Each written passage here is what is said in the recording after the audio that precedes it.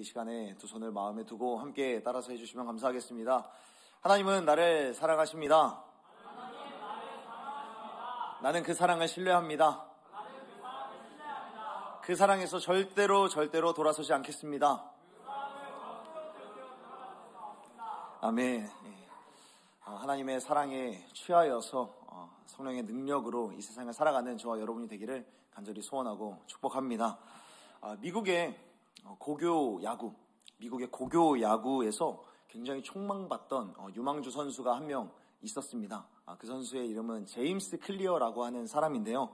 이 제임스 클리어라는 이 사람이 하루는 연습을 하던 중에 동료가 실수로 배트를 놓쳐버리는 바람에 옆에 지나가던 이 제임스 클리어가 이 배트를 얼굴로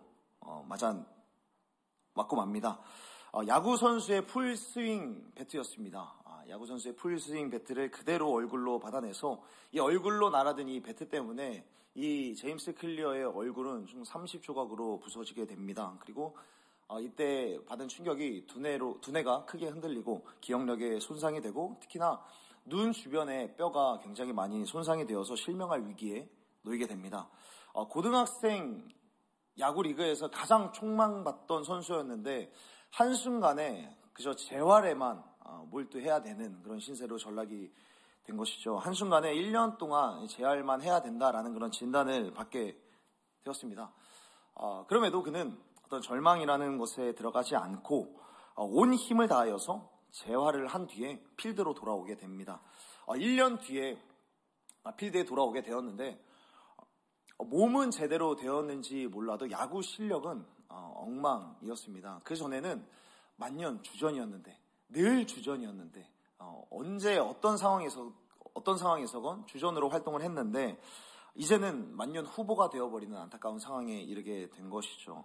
당장은 야구 실력을 회복할 수 없다라는 그런 진단을 받게 됩니다. 이때 제임스 클리어는 그 전과 똑같이 절망이라고 하는 선택지를 받아들이지 않습니다. 절망이라는 선택지 대신에 다른 선택을 하게 됩니다. 지금 당장 할 수 있는 것이 무엇일까 고민하기를 시작을 하고 자신의 무능력과 자기 실패로 인한 자기 연민에 빠지는 것보다 지금 당장 내가 성취할 수 있는 것들에 몰두하기를 시작을 하는 거죠. 지금 당장 할 수 있는 것이 무엇일까? 그래, 매일 아침에 일어나서 침구라도 한번 정리를 해보자. 매일 밤마다 일찍 잠자리에 들고 아침 일찍 일어나는 것부터 한번 해보자라는 정말 별것 아닌 습관들을 키우기를 시작을 합니다. 그리고 이런 작은 습관들을 통하여서 그 안에 성취감이 조금씩 드러나기를 시작을 하고 그리고 그 안에 자신감을 얻게 되었습니다. 그리고 이 작은 습관들을 하나하나 늘려가면서 자신의 삶에 대한 통제력을 하나씩 늘려가게 되었습니다. 그래서 결국 대학 시절에는 대학 야구 리그에 복귀했고 리그 최우수 선수로 뽑히게 되는 그런 영예를 얻게 됩니다. 그런데 이 제임스 클리어라고 하는 이 사람은 대학 그 야구 시절까지 최우수 선수로 뽑히긴 했지만 현재는 야구 선수로 활동하고 있지는 않습니다. 그는 현재 미국의 자기 개발에 있어서 최고의 멘토로 활약하면서 이 제임스 클리어와 함께 작은 습관을 늘려가는 그런 사람, 자신의 삶에서 통제력을 늘려가는 사람이 하루에 50만 명에 달한다고 합니다. 동시에 이 사람은 뉴욕타임즈의 최고의 작가로 뽑히기도 하는데요. 이 제임스 클리어가 하나의 책을 쓰게 되었는데 이 책은 미국을 넘어서 전 세계 그리고 우리나라에까지도 베스트셀러로 손꼽히게 됩니다. 그 책의 이름은 아주 작은 습관의 힘이라고 하는 책인데요. 그는 이 책을 통해서 한 가지를 이야기를 하는데 사람의 인생을 바꾸는 것은 재능이 아니라 습관과 반복이다라는 이야기를 합니다. 사람의 인생을 바꾸는 것은 재능, 내가 어렸을 때부터 가지고 태어났었던 그 재능이 아니라 계속해서 활동하면서 살아가면서 습관적으로 반복된 행동이 사람의 인생을 바꿀 수 있다라고 이야기를 하는 것이죠.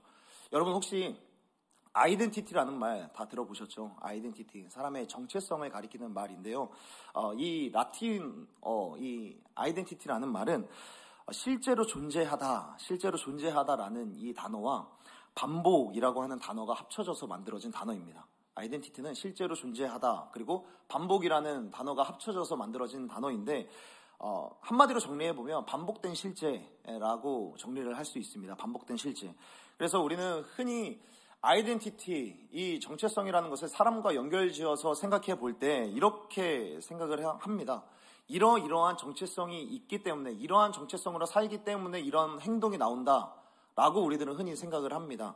예를 들어서 나는 깔끔한 사람이기 때문에, 나는 깔끔한 사람이라고 하는 정체성이 있기 때문에 매일마다 청소를 한다라고 생각을 하는 거죠. 나는 솔직한 사람이기 때문에 거짓말을 하지 않는다라고 이야기를 합니다. 그런데 이 아이덴티티라고 하는 이 말, 라틴어 언어 체계 속에서 존재하는 이 아이덴티티라고 하는 말은 그것과 반대로 어떤 존재가 반복된 행동을 하면 그게 그 사람의 정체성이 된다라고 볼 수 있는 거죠. 어떠한 사람이 반복된 행동을 계속 하다 보면 그게 그 사람의 정체성이 된다라는 거죠. 제임스 클리어가 기독교의 전통을 이야기를 하면서 내가 매일 친구를 정리를 한다면 나는 정리정돈하는 체계적이고 깔끔한 사람이 된다라는 것입니다. 나는 매일매일 글을 쓰는데 열중을 하고 또 그것을 SNS에다가 올릴지라도 매일마다 글을 올리고 사진을 올리게 된다면 그게 창조적인 사람이다라는 호칭을 얻게 된다는 겁니다. 매일 글을 쓰기 때문에 창조적인 사람이 되고, 내가 매일 운동을 하면, 매일마다 운동을 하면 건강을 관리하는, 자기 관리를 잘하는 사람이다라고 하는 호칭이 따라오게 된다는 겁니다. 내가 자기 관리를 잘하는 사람이기 때문에 운동을 하는 것이 아니라 운동을 하다 보면 그런 실제로 존재하는 그 행동들이 끊임없이 반복이 되면 이것이 내 정체성이 된다라는 것입니다. KBS에서 한 3년 전쯤에 습관이라고 하는 주제로 다큐멘터리를 방영했던 적이 있습니다. 그 작품에는 한 대학생이 나왔는데 자취를 하는 한 대학생이었습니다. 그 대학생의 집에 가보니까 그 집이 난장판이 되어 있었습니다. 무엇이 쓰레기인지 무엇이 옷가지인지 정리가 되지 않은 그 방에 갔는데 무엇보다 정리가 되어 있지 않은 방보다 더 심각한 것은 무엇보다 그의 내면이 정리가 되지 않았던 그런 상태를 보았던 적이 있습니다. 그의 마음은 굉장히 심한 우울증과 무기력증으로 날마다 고통 가운데 살아가고 있었던 것이죠. 그래서 이 모습을 본 그 사람의 멘토들이 조금씩 조언을 해주기를 시작을 하는데, 큰 것부터 하지 말고 일단 방 청소를 큰 것도 하는 것이 아니라 하루에 한 가지의 쓰레기만이라도 버리는 것부터 시작을 해라 라는 그런 조언을 해 주었습니다. 아주 작은 습관, 아주 작은 청소를 시작하라고 권유를 했던 것이죠. 그리고 이 청소만 했을 뿐인데 이 대학생은 우울증에서 벗어나고 무기력증에서도 벗어나고 학업 성취도 면에서도 일취월장하는 그런 이야기가 보여졌던 적이 있습니다. 이것과 관련해서 찰스 두이그라고 하는 뉴욕타임즈 한 기자가 이런 습관에 대하여서 연구를 하다가 핵심 습관이라는 개념을 발견하게 됩니다. 습관이라는 것을 연구를 하다가 핵심 습관도 그냥 습관이 있는데 습관보다 더 중요한 핵심 습관이라는 것이 있는데, 우리 청년들 볼링 좋아하시죠? 볼링. 제가 금요일에 우리 예지자매에게 한번 물어봤습니다. 스트라이크를 치기 위해서 어떤 핀을 향하여서 공을 던지느냐라고 물어보았더니 1번과 3번 핀 사이를 보고 던진다고 하더라고요. 여러분 맞습니까? 볼링 잘 치는 우리 형네 형제 어디 있죠? 예, 스트라이크를 치려면 어떤 핀을 향해서 공을 던져야 됩니까? 1, 3번이요. 예. 볼링에는 킹핀이라는 핀이 존재를 합니다. 이 한 핀만 잘 쓰러뜨리면 다른 핀들은 도미노처럼 자연스럽게 쓰러지는 그런 역할을 하는 핀이 있는데 5번 핀이라고도 이야기를 하고 1번 핀이라고도 이야기를 하는데 저는 1번 핀이라고 생각을 합니다. 먼저는 5번 핀, 1번과 3번 핀 사이로 들어가서 5번 핀을 넘어뜨리면은 자연스럽게 다른 핀들은 다 넘어간다는 거예요. 그런데 결국에 그 킹핀을 쓰러뜨리기 위해서는, 5번 핀을 쓰러뜨리기 위해서는 반드시 맞춰야 하는 1번 핀이 있다는 거죠. 그러니까 이게 1번 핀이 중요하냐 5번 핀이 중요하냐 그것이 중요하다기보다는 볼링에는 역시 다른 핀들을 다 쓰러뜨리기 위해서 핵심이 되는 킹핀이 존재한다는 겁니다. 볼링에는 이 킹핀만 쓰러뜨릴 수만 있다면 다른 핀들은 자연스럽게 넘어가게 되는 것이죠. 이것처럼 사람에게도 핵심이 되는 습관이 있는데 이 습관이 된다면, 이 습관만 익힐 수만 있다면 이 핀으로 인하여서, 이 핵심 습관으로 인하여서 우리의 다른 삶의 모든 영역 속에 도미노처럼 다 영향력을 발휘하는 그런 핵심 습관이 있다라는 것이죠. 이 찰스 두이그라고 하는 사람은 제임스 클리어처럼 정리정돈을 하는 것, 때로는 글을 쓰는 것, 운동을 하는 것, 감사를 표현하는 것, 이런 것들이 인생에 있어서 굉장히 중요한 습관이 될 수 있다. 그리고 이러한 습관이 핵심 습관이 되어서 정서와 일상에 정말 많은 영향을 줄 수 있다라고 이야기를 하는 것이죠. 그렇다면 여러분, 우리 예수님에게는 어떤 습관이 있으셨을까요? 아니, 습관보다 더 중요한 모든 삶의 영역 가운데 계속해서 영향력을 미쳤던 핵심 습관은 과연 무엇이었을까요? 우리 예수님께서 성경에 보면은 참 많은 습관들을 기록해 두었습니다. 무엇보다 예수님 하면 빠질 수 없는 것은 사랑이라고 하는 습관이죠. 예수님은 늘 어디를 가든지 사랑이라고 하는 반복된 습관, 반복된 행동을 늘 보여주셨습니다. 어디를 가든지 사람을 살리는 사랑의 말들, 사랑의 행동들, 따뜻한 말들, 위로가 되는 말들, 격려의 말들, 온도가 높은 말들을 늘 하시기 바쁘셨습니다. 어디에 가시든지 이 사랑이라고 하는 반복된 습관을 하셨죠. 그런데 단언컨대 이런 반복된 습관을 보이기 전에 늘 하셨던 핵심 습관이 따로 있으셨습니다. 예수님의 반복된 행동을 하기 전에 늘 보이셨던 핵심 습관은 무엇인가? 바로 오늘 성경에서 말씀하고 있는 바로 기도라고 하는 습관입니다. 예수님께서는 기도라고 하는 핵심 습관을 가지고 계셨죠. 성경은 예수님의 습관에 대하여서 이렇게 이야기를 합니다. 누가복음에서는 이렇게 표현을 합니다. 예수께서 나가사 습관을 따라 감람산에 가시매 라고 말씀하고 있습니다. 예수님은 습관을 쫓아 기도하러 가셨다라는 거죠. 예수님에게는 기도라고 하는 습관이 있으셨습니다. 예수님은 이 기도라고 하는 볼링의 이 킹핀을 통하여서 그분의 사역과 또 사람들과의 관계, 그리고 예수님께서 하시는 그 말씀에 늘 영향력을 미치며 살아갔습니다. 기도라고 하는 영향력이 그분의 모든 사역 가운데 다 흘러 들어갔다는 것이죠. 기도라고 하는 이 킹핀이 예수님의 삶과 사역 그 외의 모든 영역에 영향을 끼치게 된 것이죠. 그렇다면 이 예수님의 킹핀이었던 이 기도는 어떤 기도였는지, 이 기도의 자세는 어떤 모습인지 한번 오늘 예수님의 그 기도를 보면서 우리 역시 그 기도의 모습을, 기도의 자세를, 기도의 태도를 함께 배워가 보기를 소원합니다. 먼저 35절에서 말씀을 하고 있습니다. 35절에서 말씀하기로는 새벽 아직도 밝기 전에 예수께서 일어나 나가라고 말씀하고 있습니다. 예수님의 기도는 어떤 기도였는가? 예수님의 킹핀이 되었던, 예수님께서 가지셨던 그 킹핀, 그 기도의 정체는 먼저는 새벽 아직도 밝기 전에 일어나서 하셨던 기도였습니다. 이 기도는 표준 세번역과 공동 세번역 성경을 보면은 이 본문을 이렇게 말씀합니다. 먼 동이 트기 전 새벽. 그러니까 이른 새벽도 아니고 매우 이른 새벽이라고 말씀을 하고 있습니다. 예수님은 그냥 새벽도 아니라 새벽이 아직도 밝기 전에 일어나서 기도하는 그런 기도의 사람이셨습니다. 이것을 통해서 우리가 생각해 볼 수 있는 것은 이 기도하는 습관, 어떤 기도였는가? 예수님께서 기도하셨던 이 시간은 신학자들이 설명하기로는 새벽 3시에 기도했다라고 이야기를 합니다. 새벽 3시에 기도하는 것, 오늘날 새벽 3시에 기도를 한다라는 것은 적정 수준을 넘어선 사실 무리한 시간이죠. 새벽 3시요. 사실 우리들의 입장에서는 새벽 5시 반도 조금 무리한 시간이라고 생각하지 않습니까? 그런데 예수님 당시에 이 시간을 거의 3시로 추측을 하는 거죠.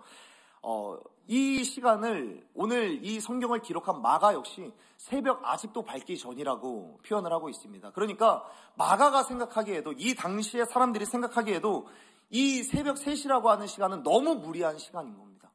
예수님이 너무 무리하게 잠을 줄여서라도 기도하러 가신 것 같기 때문에 이 마가 역시도 이 성경을 기록하면서 꼭 짚어서 새벽 아직도 밝기 전에 기도하러 가셨다라고 기록을 하고 있는 것이죠. 여러분, 새벽 기도라는 것은 사실 쉽지 않습니다. 새벽에 기도하러 가는 것. 제가 사실 목사가 되기 훨씬 전부터, 교회에 발을 들이고 나서부터 가장 처음으로 느꼈던 것은 이겁니다. 새벽 기도는 정말 죽어도 못하겠다라는 생각을 했었습니다. 새벽 기도를 나왔다가 하루를 살아간다는 것 상상만 해도 도저히 견딜 수가 없는 거예요. 그리고 여러 성도들 그리고 여러 청년들도 새벽 기도를 나오게 되면 어떻습니까? 그 하루의 삶이 어떻게 온전한 삶을 살아갈 수 있으십니까? 우리 의진 형제가 지난주에 새벽 예배를 몇 번 나왔더라고요. 꾸준히 나왔더라고요. 그래서 혹시나 하고 한 10시쯤에 제가 카톡을 보냈습니다. 자고 있죠? 라고 하니까 역시나 자고 있었다라고 답장을 해왔습니다. 새벽 기도부터 하루를 시작하는 것은 너무나도 무리한 일정입니다. 저 역시도 너무나도 무리한 일정이라서 오후만 되면 정신이 비몽사몽하게 된 것이죠. 예수님도 이런 피곤을 늘 달고서라도 그래도 새벽에 기도하러 가셨던 것이죠. 그런데 사실 예수님의 그 새벽부터 시작된 이 기도를 통하여서 우리가 배울 수 있는 것은 뭐냐면 단순히 새벽에 가서 기도하는 것, 이른 아침부터 가서 기도하는 것을 배워야 되느냐? 아니요. 그것보다 사실 예수님을 통하여서 우리가 어떤 중요한 기도의 태도를 배우게 되는데 단순히 무리한 새벽마다 일어나셔서 기도하셨다라는 것, 그것이 중요한 것이 아니라 예수님의 기도는 매일 새벽마다 반복된 기도였지만 그 새벽에 일어나서 새벽 기도를 나아가기 위해서 준비하셨던 그런 모습을 우리들은 배워야 될 줄로 믿습니다. 여러분, 준비되지 않은 새벽 기도가 있다라고 생각을 하십니까? 준비되지 않은 새벽 기도요. 만약에 우리가 내일 새벽에 기도하러 갈 생각이 전혀 없었습니다. 내일 새벽에 기도하러 갈 거 아닙니다. 그때 우리가 잠자다가 잠깐 깰 때 있지 않습니까? 뭐 화장실을 갈 때라든지 그냥 아무 컨디션에 변화가 없는데 컨디션 이상이 없는데 그냥 불현듯 잠깐 깨게 될 때, 깨게 되어서 시간을 봤는데 새벽 5시인 거예요. 이 5시에 우리들은 어떤 생각을 합니까? 내일 새벽 기도 갈 생각이 없는 상태에서 그 상황을 마주한다면 하나님께서 나보고 이 5시에 일어나서 5시 반까지 새벽 기도하러 가게 하시려고 이 시간에 날 깨우셨나? 라고 생각하기보다는 5시에 깼네. 2시간 더 잘 수 있네. 라고 생각하는 게 조금 더 일반적이지 않습니까? 새벽 기도 갈 마음이 전혀 없다면 5시에 깨든 6시에 깨든 기도하는 그 시간을 거의 생각하지 않습니다. 그냥 잠을 조금 더 자야겠다라고 생각을 하게 되죠. 그렇지만 평소에 새벽 기도를 하는 사람이라면 내일 새벽 기도를 가야 된다라고 생각을 하고 잠에 들었는데 새벽 5시에 깼어요. 그러면 어떻게 생각을 할까요? 하나님께서 역시나 기도하러 가라고 나를 이 시간에 깨우셨구나 라는 사인으로 받아들이고 새벽 기도하러 발걸음을 옮긴다라는 것이죠. 예수님은 어느 날 갑자기 그냥 불면증 때문에 기도하러 간 게 아니었다라는 거예요. 새벽 미명에 기도하러 가기 위하여서 그 전부터 기도를 했던 겁니다. 예수님은 잠에 들었다가 잠깐 깨면 그냥 깼으니까 기도나 하러 가야지 라고 했던 것이 아니라는 거예요. 사복음서의 기자들은 예수님의 기도에 대하여서 예수님은 습관적으로 기도하셨고 새벽 미명에 어둑어둑할 때 기도하러 갔는데 기도하러 가셔야 했기 때문에 그 날도 어김없이 새벽 미명에 나가셨다라는 거예요. 예수님은 언제나 이 새벽 미명에 새벽이 아직도 밝기 전에 조금 무리한 시간일지라도 그때 기도하기를 준비하셨습니다. 언제부터요? 전날부터요. 잠에 들기 전부터 다음날 일어나면 새벽에 기도하러 가야겠구나 라는 생각이 있으셨습니다. 다음날 이러이러한 사역이 예정되어 있으니 이런 사역에 앞서서 반드시 내가 기도로 하루를 시작을 해야 되겠구나 라고 마음 먹고 그렇게 준비를 하고 잠에 들고 그 준비한 마음이 다음날 아침에 일어나서 발현이 된 것이죠. 이러한 기도를 생각해 보면 예수님의 그 준비된 기도라는 것은 시간적인 측면도 있지만 새벽 미명에 일어났다라는 시간적인 측면도 있지만 준비된 기도라는 것은 사실 무언가를 시작하기 전에 늘 기도하신 태도를 배우게 되는 겁니다. 예수님은 새벽 미명에 내가 오늘 하루 이러한 사역을 앞두고 있으니 이런 사역을 하기 위해서 미리 기도로서 준비한 자세가 오늘 본문 가운데 드러나는 것입니다. 누군가를 만나기 전에, 사역을 시작하기 전에, 마치 오늘 형래 형제와 욱 형제와 홍준 형제가 기타를 치기 전에, 베이스를 튕기기 전에 조율을 먼저 했던 것처럼 기타를 튕기기 전에 기타의 선율을 조율했던 것처럼 오늘 하루 하나님의 사역을 감당하기 위해서 하나님의 뜻에 나의 마음을 조율하는 그런 시간을 기도를 통하여서 가져갔다라는 것입니다. 하나님을 믿는다고 이야기하는 사람들 중에 이런 부류의 사람들이 존재를 합니다. 내 뜻대로, 내 마음대로 막 살다가 하나님을 가스라이팅하면서 하나님 내 삶에는 더 이상 터치하지 마십시오 라고 이야기를 하면서 막 살다가 난관에 봉착하고 난 이후에 그 다음에 기도를 하는 사람들, 그렇게 기도를 하면서 위기 극복형으로 기도를 생각하는 사람들이 있습니다. 어떤 일을 시작하기 전에는 전혀 기도하지 않다가 내 마음대로 살다 보니까 갈등이 찾아오는 거죠. 그때 막 기도해도 하나님이 어떤 것도, 어떤 역사도, 어떤 반응도, 어떤 응답도 주시지 않는 것 같으니까 하나님 왜 나에게 이런 일들을 주십니까? 라고 하나님 앞에 도리어 따지고 원망하는 그런 모습들을 가진 사람들이 더러 있습니다. 그러나 예수님은 중간중간에 위기 극복형이자 중간중간에 어떤 상황이 변화되니까 물론 뜻하지 않은 그런 상황 때문에 기도를 하셨을 수도 있겠지만, 그러나 예수님께서는 항상 무슨 일을 시작하시기 전에, 무슨 일을 맞닥뜨리기 전에, 언제든지 어떤 사람을 만나기 전에 늘 하나님 아버지의 뜻을 물으면서 매일매일을 하나님의 뜻에 맞추고 하루를 살아가기를 계속해서 반복하셨던 것입니다. 예수님의 새벽 기도는 그냥 마구잡이로 아침에 일어나서 기도하신 것이 아니라 전날부터 새벽에 기도해야겠다라는 그런 마음을 그리고 다짐을 했고, 매우 이른 새벽 무리를 해서라도 하루의 사역을, 하루의 삶을, 하루의 관계를, 또 하루의 전할 말씀들을, 하루의 사랑을 전하기 위한 그런 기도를 준비하셨다라는 사실을 오늘 본문 통하여서 우리 가운데 말씀을 주고 있는 것이죠. 예수님은 이렇게 기도하실 때 이런 준비된 기도를 하셨는데, 여기서 또 한 가지를 보았으면 좋겠습니다. 여기에서 또 한 가지 볼 내용은, 우리 예수님께서는 기도를 하실 때 어떻게 기도를 하셨냐면 사람들이 찾지 않는 외딴 곳으로 가셔서 기도한 장면들을 우리들은 볼 수 있습니다. 의도적으로 사람들이 찾지 않는 전임미답의 장소를 찾아가신 거예요. 그곳은 사람의 말이 영향력을 미치지 않는 곳이었고, 대화할 사람이 없는, 사람의 말이 미치지 않고 사람의 말 때문에 하나님과의 대화, 하나님과의 관계가 전혀 이상하지 않을 그런 곳을 찾아가셨다는 것입니다. 오직 하나님만 바라봐야 하는 그런 고독의 땅으로, 그런 고독한 시간에 자신의 마음을 유배를 보내고 그곳에서 오로지 하나님만 바라보겠다라는 그런 마음으로 따로 외딴 곳으로, 사람들이 찾지 않는 곳, 사람들이 찾을 수도 없는 곳으로 나아가셔서 기도를 하셨던 것이죠. C.S. 루이스도 제자들에게 기도를 가르칠 때 반드시 무릎을 꿇고 두 손을 모아서 기도할 것을 가르쳤고요.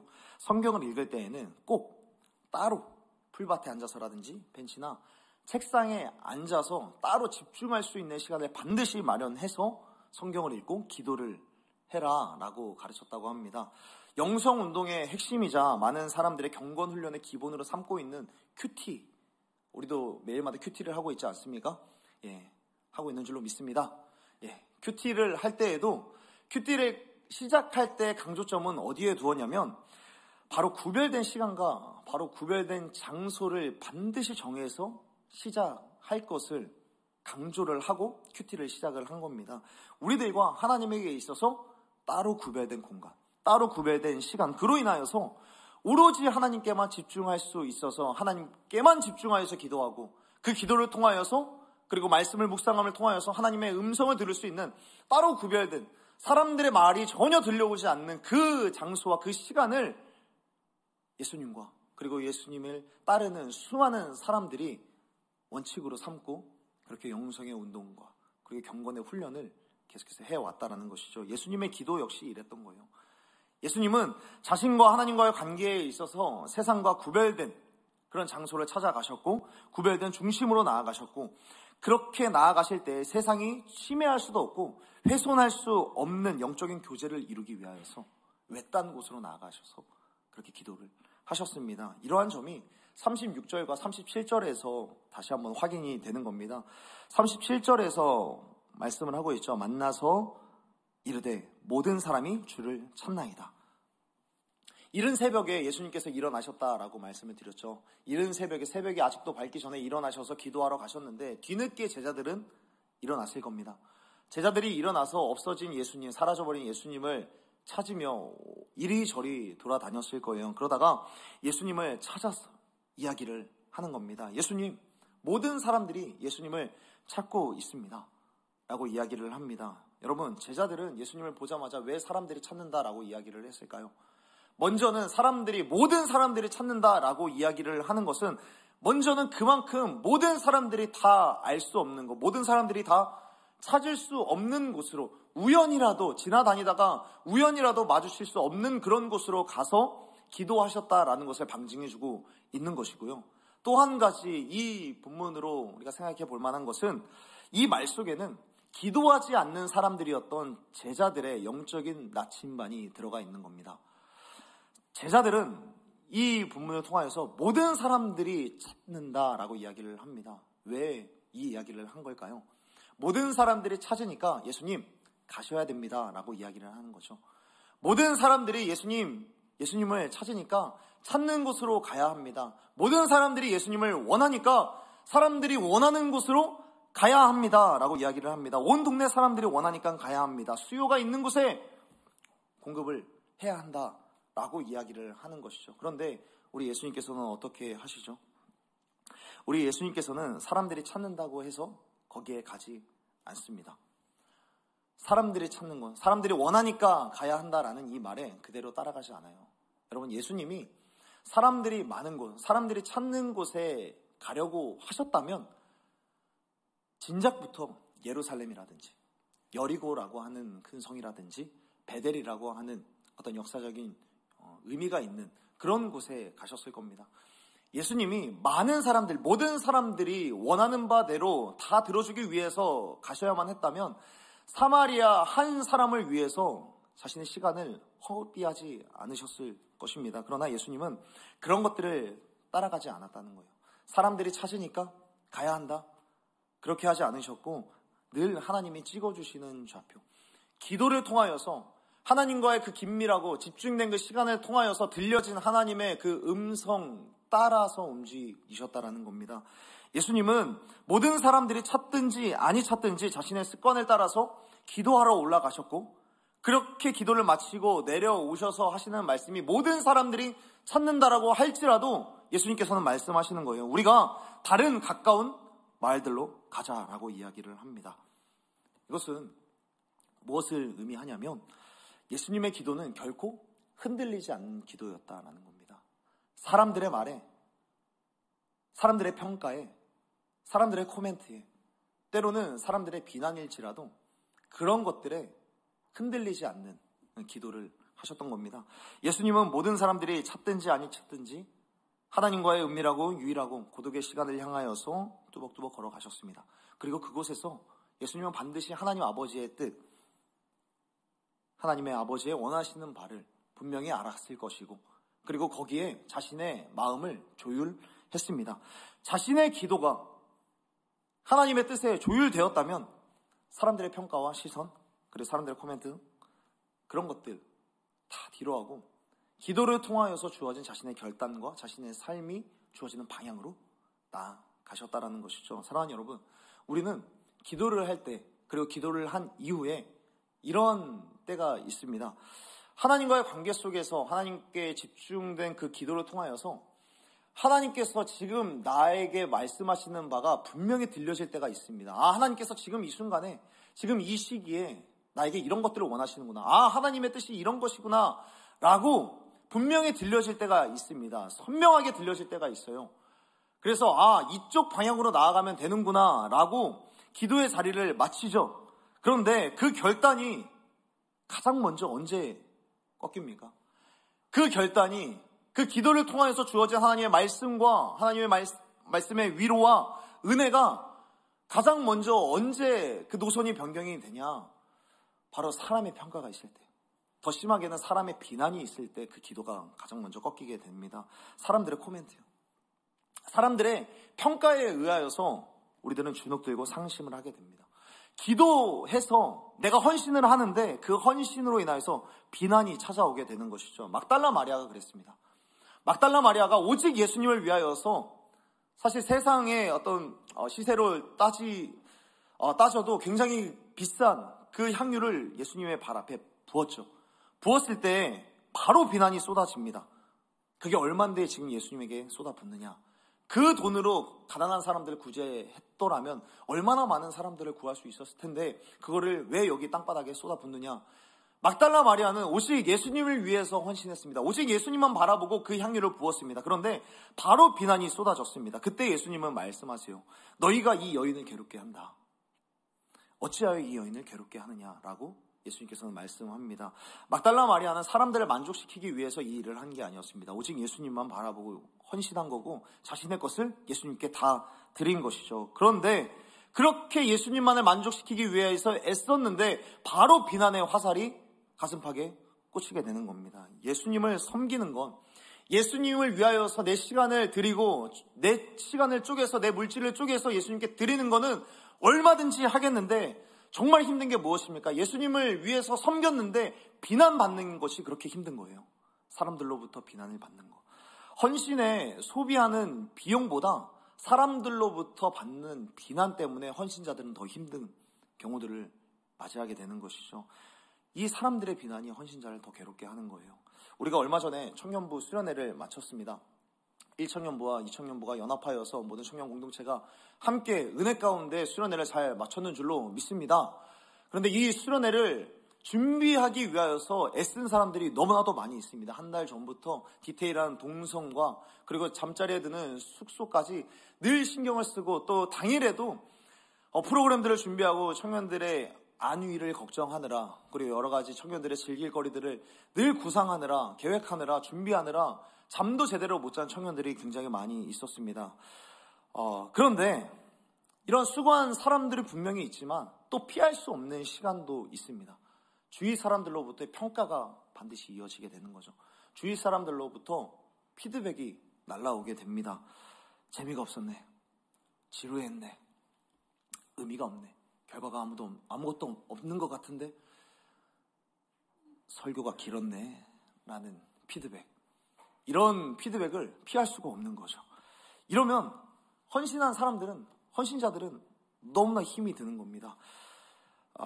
나도 지난번에 다 해봤어 라고 하는 경험이 누군가를 비난할 자격을 주지 않습니다. 나도 이전에 다 해봤고 내가 너보다 나이가 더 많으니까 라고 하는 이 자격이 비난할 자격까지 주지 않는다고요. 그런데 이렇게 비난하는 말들이 헌신자들을 더욱더 힘들게 하는 그런 경우들을 우리들은 지금까지도 너무나도 많이 해왔고 글쎄요 지금은 잘 모르겠습니다. 혹여나 그런 마음 가운데 그 비난 때문에 힘든 청년들이 있다면 하나님의 위로가 충만하기를 간절히 소원하고 축복합니다. 어느 누군들 이런 이야기를 들으면 너무나도 힘이 든 거죠. 막달라 마리아는 하나님의 사람으로서 예수님을 향한 뜨거운 열정이 있었고 뜨거운 헌신이 있었음에도 불구하고 사람의 시선으로부터 자유로울 수 없었습니다. 그런데 이때 예수님께서 말씀하시는 것이 무엇이냐면 마태복음 26장 10절에서 말씀합니다. 너가 내게 좋은 일을 했어. 너가 내게 좋은 일을 했어. 사람들이 너의 마음을 괴롭게 했고 너의 행동들이 사람들의 불편함을 가져올 수 있었는지는 모르겠지만 그러나 너의 행동과 너의 헌신과 너의 열정이 나에게만큼은 좋은 일을 한 거야. 너는 나한테 좋은 일을 했어. 사람들이 너를 비난할지라도 너의 존재와 너의 헌신은 내게 너무나도 소중하고 내게 너무나도 값져. 너는 내게 충분히 좋은 일을 한 거야 라고 예수님께서 말씀합니다. 예수님 자신이 그러셨어요. 예수님 자신이 사람들의 반응과 사람들의 코멘트에 기도하는 것을 꺾지 않으셨습니다. 기도하면서 조율된 뜻이 있다? 기도하면서 하나님의 뜻이 들려진 바가 있다? 그러면 거기에 있어서 조금 더 벗어나지 않고 흔들리지 않는 기도와 기도의 삶을 그대로 살아내신 분이 바로 예수님이십니다. 그 예수님께서 오늘도 우리에게 말씀하시는 거죠. 사람들이 뭐라고 이야기를 하든 너는 사람들의 말이 들리지 않는 곳으로 가서 기도하고 그렇게 기도를 하고 났다면 그렇게 기도를 통하여서 하나님의 은혜와 하나님의 말씀과 하나님의 비전을 마음에 품었다면 그 기도한 대로 살아가는 사람이 되라. 이 모습을 배워라 라고 오늘 본문을 통하여서 우리 가운데 말씀해 주고 있는 겁니다. 사람들이 뭐라고 하든 거기에 신경 쓰지 말라는 것이죠. 그러므로 사랑하는 여러분, 예수님처럼 준비된 기도로 따로 구별되어서 장소를 정하고 따로 구별되어서 시간을 정하여서 따로 나아가서 하나님과 나와의 따로 구별된 장소 속에서 하나님 앞에 오로지 집중하여서 기도할 수 있는 그런 기도의 사람이 되는 저와 여러분이 되기를 간절히 소원하고 축복합니다. 그 시간을 통하여서 하나님으로부터 선명한 말씀 또한 세미한 음성, 나에게만 주시는 그 세미한 음성을 들을 수 있는 저와 여러분이 되기를 간절히 소원하고 축복합니다. 기도할 때 하나님으로부터 오는 풍성한 은혜를 누리고 그런 하나님의 위로와 하나님의 비전들을 하나님께서는 분명히 우리 가운데 보여주실 줄로 믿습니다. 준비된 기도를 통하여서요. 그렇게 기도하러 나아갔을 때 하나님께서는 분명히 주시는 줄로 믿습니다. 그리고 이때 얻은 말씀과 은혜와 위로를 사람의 시선과 사람의 비난과 사람의 평가로부터 그것을 버리지 마시고 끝까지 붙들고 나아가는 저와 여러분이 되었으면 좋겠습니다. 이러한 말씀과 하나님의 은혜와 하나님의 위로와 하나님의 비전들이 사람들의 말보다 사람들의 평가보다 우리 인생에서 훨씬 더 중요하고 훨씬 더 값지고 진실에 가까운 말이다, 가까운 뜻이다 라는 사실을 믿고 하나님의 증인으로서 살아내는 저와 여러분이 되기를 간절히 소원하고 축복합니다. 많은 사람들이 나를 찾아도 그럼에도 나는 기도해야 한다, 기도하는 곳으로 나아갈 것이다, 기도한 방향으로 나아갈 것이다, 그리고 기도한 대로 살아갈 것이다 라고 외치시면서 그렇게 살아가셨던 예수님의 모습을 닮아가는 저와 여러분이 되기를 간절히 소원합니다. 그렇기 때문에 9월 4일부터 기도할 수 있는 시간이 마련되어 있습니다. 사랑하는 여러분, 기도의 시간을 지금부터 준비하는 저와 여러분이 되었으면 좋겠습니다. 9월 4일부터 이른 새벽이지만 이른 새벽부터 하루를 시작하면서 피곤하고 무리된 일정일지라도 지금부터 준비하셔서 기도하시고 그 기도를 통하여서 하나님의 선명한 뜻, 하나님의 뜻 가운데 나의 마음을 조율하고 그 마음에서 조금도 흔들림 없이 나아가는 기도의 사람이 되는 여러분이 되기를 간절히 소원하고 축복합니다. 말씀을 정리하겠습니다. 예수님은 매일매일 기도하겠노라 라며 늘 준비를 하며 일생을 살아가셨습니다. 그 시간이 때마침 새벽이었던 것이죠. 때마침 왜 새벽이었는지, 왜 새벽이었겠습니까? 그 하루를 준비하는 거예요. 그 하루를 준비하는 겁니다. 그 하루 속에서 내게 주어진 삶, 하나님 아버지께서 내게 허락하여 주신 그 사명, 최후 그 십자가를 지기까지 준비하시기 위하여서 새벽마다 기도하며 하루의 사역들, 하루의 사람, 매일마다 기도의 준비를 하고 또 그렇게 기도하며 살아가셨습니다. 무슨 일을 닥쳤을 때 기도하는 것이 아니라 정해진 장소와 시간 속에서 늘 하나님과의 고독하지만 그 깊은 만남을 통하여서 삶의 갈래길을 하나님의 지혜로 풀어가는 예수님이셨습니다. 여러분, 하나님의 지혜는 이런 시간을 통하여서 주어지는 줄로 믿습니다. 그렇게 기도할 때 준비된 기도와 따로 마련된 그 시간들을 통하여서 하나님의 지혜를 얻고 그 지혜를 가지고 이 세상을 살아가는 저와 여러분이 되었으면 좋겠습니다. 예수님에게는 이렇게 기도하는 습관이 있으셨습니다. 이렇게 기도하고 주어졌던 그 은혜를 사람들에게 빼앗기지 않았습니다. 세상에게 빼앗기지 않았습니다. 늘 붙들고 있었고 사람들의 말, 사람들의 평가, 나에게 뭐라고 이야기를 하든 나는 하나님께서 허락하여 주신 이 뜻한 바대로 나는 나아갈 것이다 라고 담대하게 외치며 최후 십자가를 지기까지 달려 나아가셨습니다. 사랑하는 여러분, 기도하는 사람이라고 하는 정체성을 획득하게 되면, 기도하는 사람이라고 하는 매일마다 반복되는 이 기도를 통하여서 기도의 사람이라고 하는 이 정체성을 우리가 획득하게 되면 볼링의 킹핀처럼 우리의 영적인 생활 패턴과 인생의 발자취를 바꿀 수 있다는 것을 확신합니다.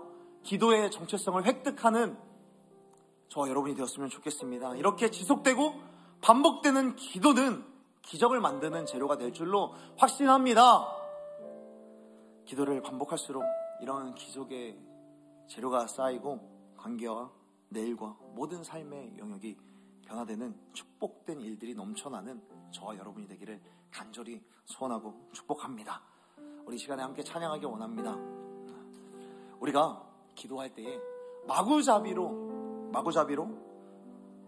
그냥 어떨 때 하고 힘들 때 하고 그냥 뭔가 시간이 비어서 하고 그런 기도가 아니라 늘 이 기도조차도 내가 준비하고 사람들과 상황들에 의해서 흔들리는 그런 기도가 아니라 오직 주님 앞에서 나의 삶을 준비하는 기도와 그리고 그 기도를 통하여서 기도한 대로 살아가겠노라 라는 그런 결단이 있는 기도,